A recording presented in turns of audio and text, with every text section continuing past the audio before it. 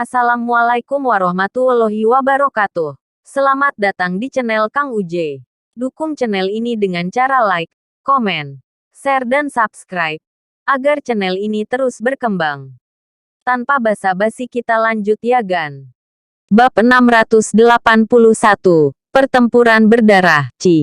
Saat tangisan Yundu terdengar, murid-murid mistik Cloud Sect, yang telah benar-benar mengelilingi klan primer sampai tidak ada yang bisa lewat, segera membawa aura pedang yang tajam dan menyerbu ke rumah besar seperti harimau yang baru saja turun dari gunungnya. Teriakan niat membunuh yang langsung meletus menyebabkan wajah banyak pengamat di sekitarnya menjadi pucat. Membunuh. Teriakan yang jelas dan dingin juga bergema saat banyak murid mistik Cloud Sekte mengerumuni klan primer seperti air banjir. Segera, orang bisa mendengar suara busur digantung di seluruh rumah. Sesaat kemudian, panah yang tak terhitung jumlahnya merobek udara, mengubahnya menjadi panah hujan yang berkerumun di atas toren berwarna putih. Panah hujan diam-diam memblokir beberapa momentum serangan dari mistik Cloud Sect. Namun, segera setelah itu, kelompok yang tak terhitung jumlahnya dari Douki yang cerah melonjak dan efek panahnya sangat berkurang. Dengan menggunakan momentum ini,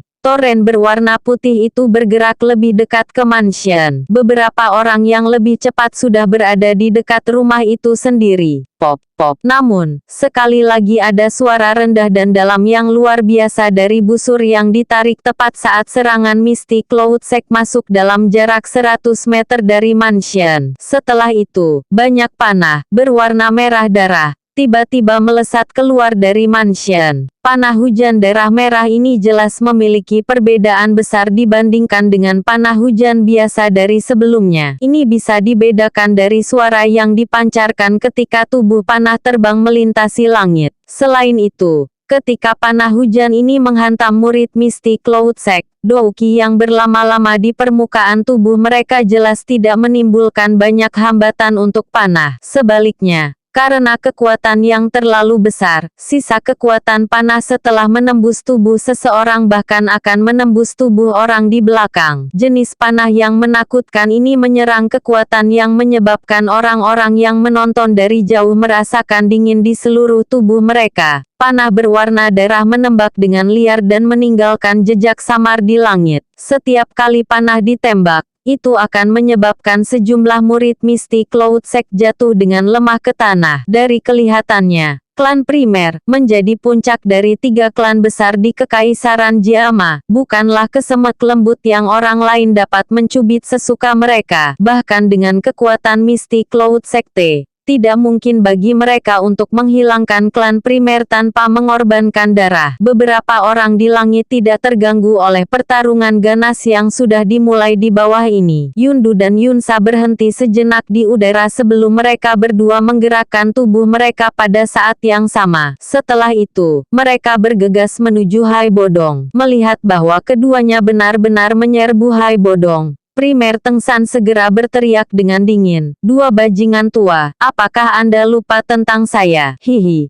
Tengsan, bagaimana kita berani melupakanmu? Tidak perlu bagi tetua Yundu dan Yunsa untuk terlibat ketika berhadapan dengan Anda. Biarkan mereka dengan tenang menghabisi Hai Bodong." Suara Primer Tengsan baru saja terdengar ketika dua sosok tiba-tiba terbang keluar dari unit mistik Cloud Sect besar di bawah ini. Akhirnya, mereka mengepakkan sayap dan digantung di tempat yang tidak jauh dari Primer Tengsan. "Yunfu, Yunsu, sungguh tak terduga bahkan kalian berdua telah datang." Hati Primer Tengsan langsung tenggelam ketika dia melihat kemunculan tiba-tiba kedua orang ini. Kedua orang ini juga penatua dari mistik Cloud Sect. Meskipun mereka tidak sekuat Yundu dan Yunsa, mereka masih ahli dari kelas Douwang. Dari kelihatannya, mistik Cloud Sekte telah benar-benar dimasukkan ke ibu kota untuk berurusan dengan klan primer. Kesabaran pemimpin sekte dengan klan primer Anda telah mencapai batas. Karena itu, jangan salahkan kami.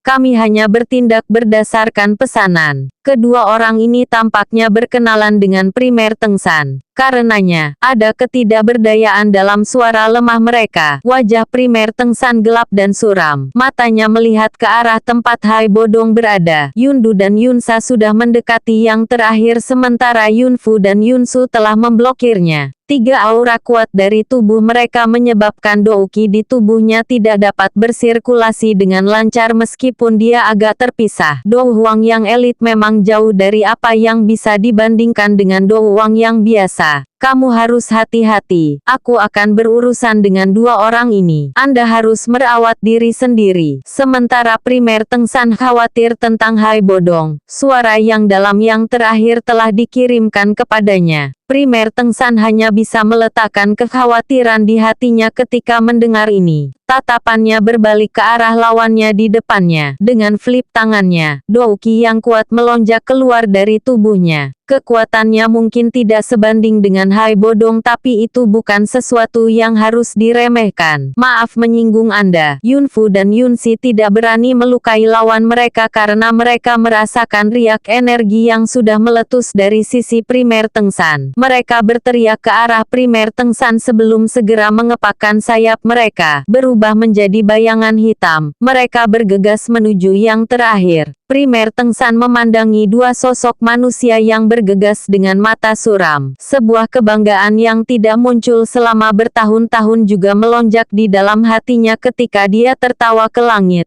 Baiklah, hari ini, bahkan jika klan primer kita tidak bisa lepas dari malapetaka ini, aku juga akan sangat menyakiti sekte awan kabutmu. Setelah tawa terdengar, sepasang sayap Douki di punggung primer Tengsan mengepak dan dia menyerbu ke arah Yunfu dan Yunsu di depan banyak tatapan tanpa rasa takut. Sesaat kemudian, ledakan energi seperti guntur bergema di langit di atas kota suci Jiama. Seluruh ibu kota telah pada saat ini melemparkan semua pandangan mereka ke arah pertempuran hebat antara yang kuat. Pertempuran ini akan menentukan kelangsungan hidup klan primer. Sementara klan primer dan Misty Cloud Sect telah memulai perjuangan hidup dan mati ini. Ada beberapa tempat di ibu kota yang benar-benar sunyi. Ada beberapa sosok manusia diam-diam berdiri di menara tinggi yang terletak di dalam kota kekaisaran, yang memungkinkan seseorang untuk mengabaikan seluruh kota. Pandangan mereka sedang mempelajari pertempuran yang menggerakkan jiwa yang meletus di kejauhan. Orang yang berdiri di depan adalah seorang lelaki tua berjubah linen. Wajah lelaki tua itu dipenuhi keriput.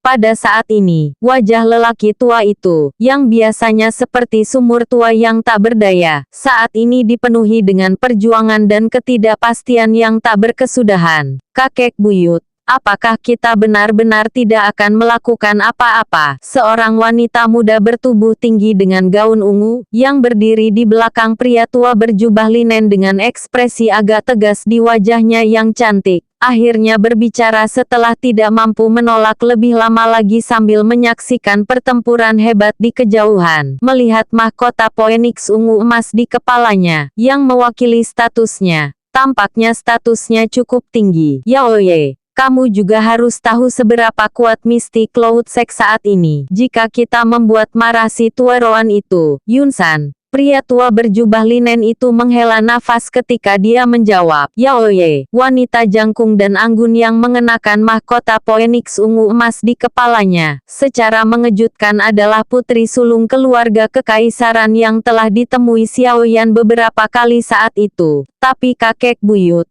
kamu juga harus tahu ambisi liar macam apa yang dikandung oleh sekte awan berkabut beberapa tahun ini. Kita mungkin masih bisa bersaing dengan mereka jika kita bergandengan tangan dengan asosiasi alkemis dan 3 klan besar. Namun, jika kita duduk dan menonton mereka dihilangkan oleh Misty Cloud Sekte satu persatu, kemungkinan keluarga kekaisaran kita akhirnya akan berakhir dengan nasib yang sama. Pada saat ini, Kaisar wanita ini, yang adalah sudah secara bertahap mulai mengelola seluruh kekaisaran, merajut alisnya dan berbicara agak cemas. Jialao terdiam di hadapan kata-kata tajam Yao Ye. Yunsan itu akhirnya adalah batu yang menekan jantungnya. Dia jelas tahu bahwa itu mungkin tidak terlalu sulit bagi pria tua itu untuk membunuhnya mengingat kekuatan sang pembentuk. Gitu dia meninggal, keluarga kekaisaran akan kehilangan perlindungannya. Pada saat itu, kemungkinan bahaya yang dihadapi mereka akan semakin besar. Oleh karena itu, masih sangat sulit baginya untuk memutuskan bahkan dalam menghadapi momen yang sangat penting ini. Mari kita tunggu dan lihat. Jialao masih menghela nafas panjang. Dia melambaikan tangannya dan melihat energi kembang api yang telah meletus di langit tidak jauh dengan ekspresi gelap. Beberapa ketidakberdayaan dan kekecewaan melintas di mata Yao Ye yang cerah ketika dia melihat bahwa Jia Yao masih bertindak gitu ragu-ragu pada saat seperti itu. Dia mengangkat matanya dan melihat ke arah di mana klan primer berada. Dia hanya bisa berdoa dalam hatinya bahwa bagian atas dari 3 klan besar bisa menciptakan keajaiban dan selamat dari serangan Misty Cloud Sect ini. Seorang lelaki tua mengenakan jubah alkemis memandang ke tempat di mana energi meledak dengan mata berkedip-kedip di atap sebuah bangunan di asosiasi alkemis. Dia sesekali mengencangkan dan mengendurkan tinjunya. Jelas, hatinya tidak tenang. Ketua Fama, pria tua lain di belakang pria tua ini, yang juga mengenakan jubah alkemis, tidak bisa membantu tapi membuka mulutnya untuk berbicara. Fama, yang juga memiliki beberapa hubungan dengan Xiao Yan saat itu, masih mengelola asosiasi alkemis kekaisaran Jiama 3 tahun kemudian. Mari kita tunggu dulu. Fama menggelengkan kepalanya sedikit ketika dia berbicara dengan suara serak.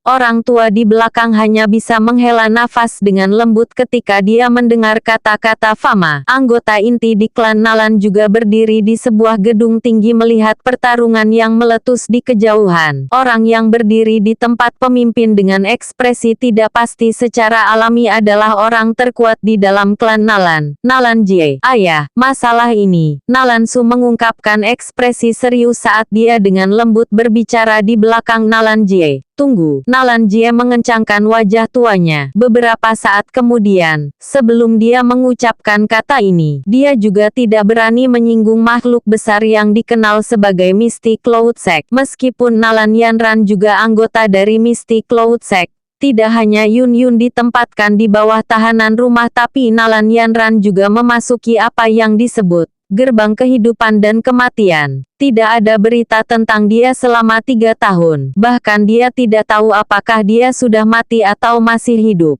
Semoga Misty Cloud Sekte akan membiarkan klan Nalan kami pergi karena Yanran. Nalan Su tertawa getir saat dia diam-diam berbicara dalam hatinya. Namun, pada saat itu, martabat klan Nalan akan benar-benar hilang. Keraguan dan perjuangan yang sama juga diberlakukan di klanmu, yang merupakan salah satu dari 3 klan besar. Namun, kesimpulan akhirnya adalah bahwa tidak seorang pun berani melangkah maju dan mengatakan sesuatu pada saat seperti itu. Ini karena mereka tahu bahwa di Misty Cloud Mountain yang terletak di dekat ibu kota, masih ada Douzong elit yang memiliki kekuatan untuk menghilangkan klan manapun. Yunsan, pada saat seperti itu, yang bisa mereka lakukan hanyalah menaruh harapan pada keajaiban.